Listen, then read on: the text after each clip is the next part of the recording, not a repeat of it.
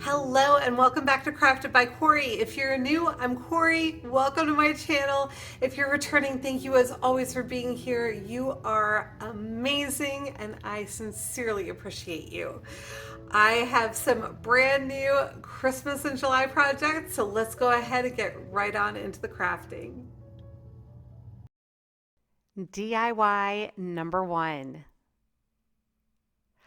These are some little houses. They're ceramic and they're meant to hold tea lights and light up. They are from the Dollar Tree. I've had them in my stash for a while and I've been wondering what to do with them. And I saw something in a catalog that was just these cute little red houses with white roofs. And I thought, you know what? It's such a simple little thing to do. That's what I want to do with these. So I am using my Crimson Red acrylic paint by Arteza. You can use whatever acrylic paint you have. I just opted to use this one. I also have Folk Art. I think it's Folk Art. Yeah, it's like a plaid product that I also considered using. I opted not to use chalk paint on these because I didn't want that matte finish. I wanted it to have a glossy finish. So that is why I opted for the acrylic paint as opposed to the chalk paint that I so often use. So I'm just using a squared brush and taking my time along the edges of the roof. And while I was doing this, I debated for quite a while whether I was going to do something to the roofs that are clearly already white, but they're more of like an ivory, like a bone color, because they are that ceramic tone. I don't know how else to describe it. So they're not a bright white. So I was debating. But right here, I'm just going in with a smaller brush to help clean up some of those little cutouts to make sure that I'd gotten the edges all covered with the crimson, and also that I didn't have any kind of globs of paint hanging out there that might have gotten deposited from my larger brush. I did go through and give everything a second coat of paint. That first coat did really give some pretty good coverage, but as you can see on the side of this house there, you can still see a little bit of the white coming through. So I did opt to give it all a second coat so that it was a nice solid red. And then I did finally decide that I was going to go ahead and paint the rooftops with my titanium white. This is also by Arteza. And I just gave them also 2 coats of paint. The one thing that I was mindful of, because you can definitely see the brush strokes, and I don't know if it's the type of paintbrush I was using or the type of paint or a combination, or if it's just the way that it is when you use acrylic paint. But I could very clearly see the brush marks, and so I wanted to make sure that I was going in the direction that the shingles would normally go and just kind of allow that texture to play into the design. But let me know what you think.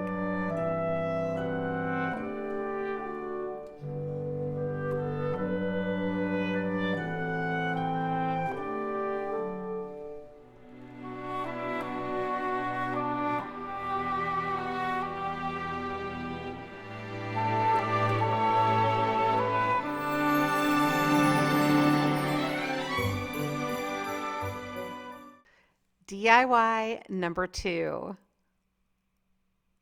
All right, this is an old basket that I've had in my basement storage area for a while. And I have this metallic silver Rust-Oleum paint. I'm going to give this a good coating with the spray paint. And here it is the next day, all dry. And now I'm going to take some of my Kirkland ribbon. This is the red velvet ribbon that I picked up at Costco a few weeks ago. And I did a whole ribbon haul. If you've followed me for a while, you know I absolutely love the Costco ribbon. I opted not to paint the inside of the basket. You certainly can. Usually I do like to finish the projects completely like that. It wasn't bothering me with this because you're not going to see the inside of the basket, but you know, normally I probably would have been a little extra and painted it anyway. I was just a little short on time. So I am tying my ribbon around in basically a cross pattern. So tying it off on the bottom side, as you saw, I did the one, and now this is the second going the opposite direction. These knots will be completely hidden. And so now I've got just that kind of crisscross happening up on the top. And now I'm going to create a bow. Now this ribbon is single-sided ribbon, and I've always talked about using double-sided ribbon for this type of bow, but I am going to do what I've seen other people do and twist the ribbon at the middle when I go to make that next loop, and that will keep the right side of the ribbon out, which is where we want it so that we can see the correct side. Now, I made this look a lot harder than it really is because I was allowing my ribbon to get twisted up, and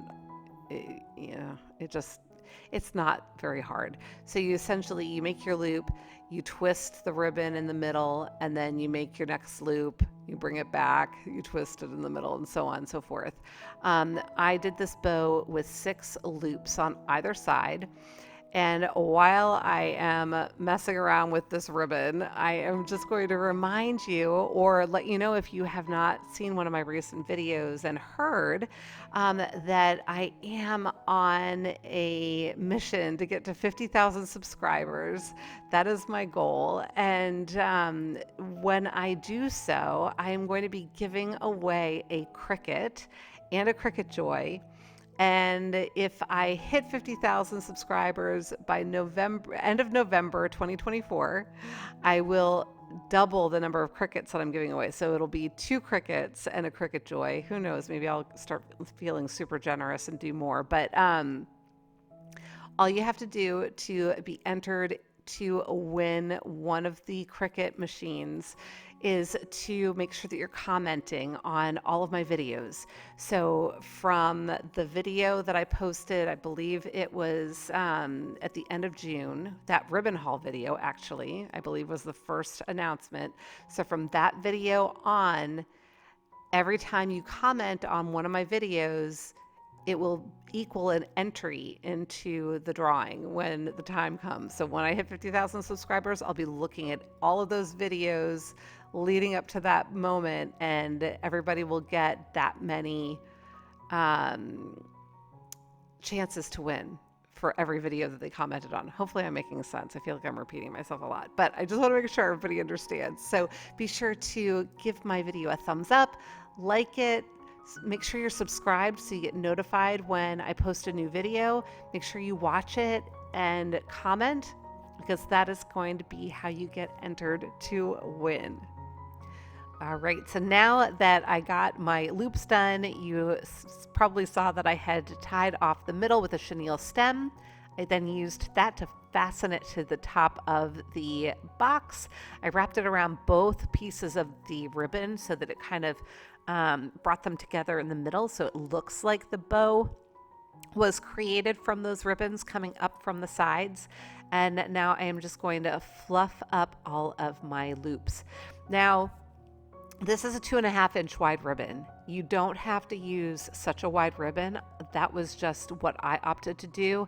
I knew that this bow was going to be oversized because of the width of the ribbon. If you use a thinner ribbon, it will give you an opportunity to make smaller loops and therefore have a smaller bow. But I was happy with having it this way.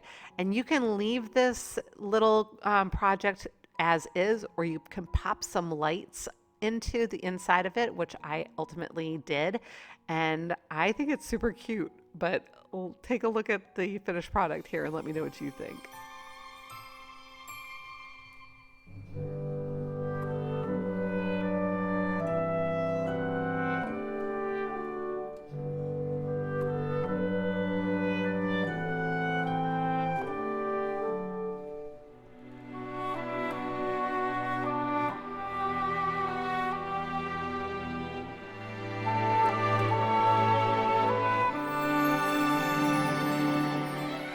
And now it's time for a shout out timeout.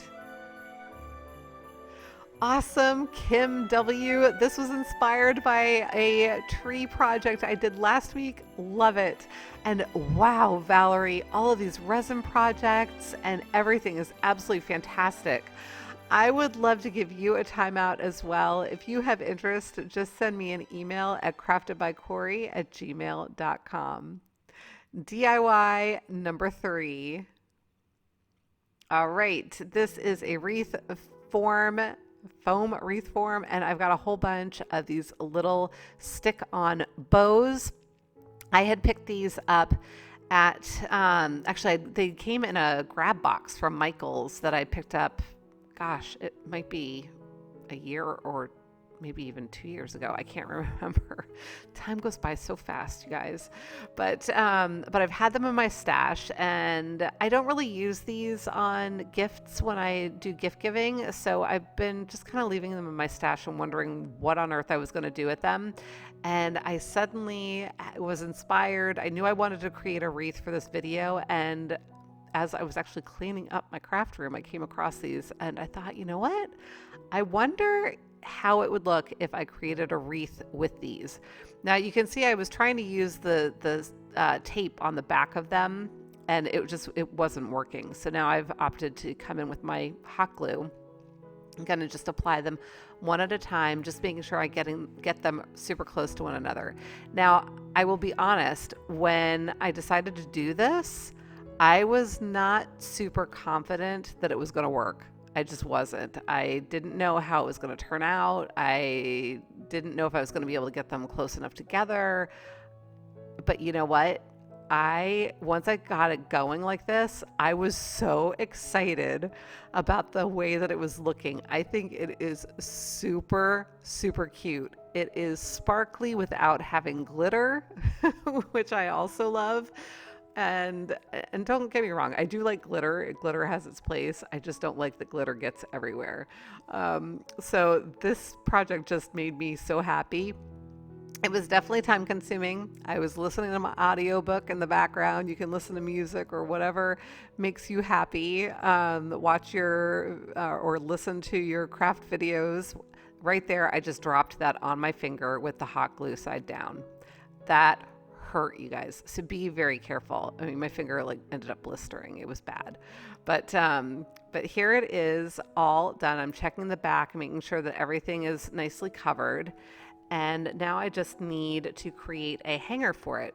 So I grabbed some of my other Kirkland ribbon. This is absolutely gorgeous. It's a sheer ribbon. It has like an ombre effect going from silver to gold and back to silver again. And I just wanted something light that would complement all of the shiny, blingy bows, but not stick out and be overbearing. So I thought that this bow or this ribbon might look really nice and cute. You could also create a hook on the back that doesn't show at all.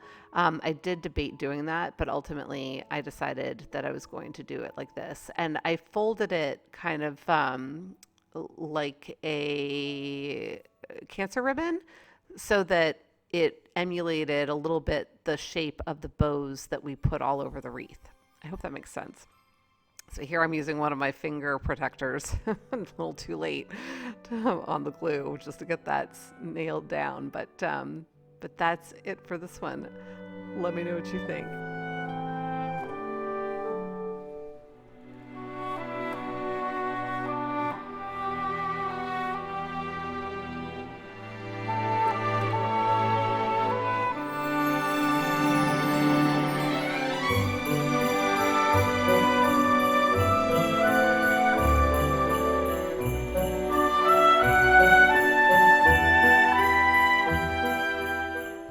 Okay, everybody, that's it for today. Please remember to give me a big thumbs up, leave me a comment, let me know which one was your favorite, or just say hello.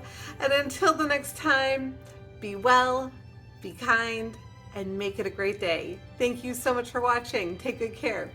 Bye.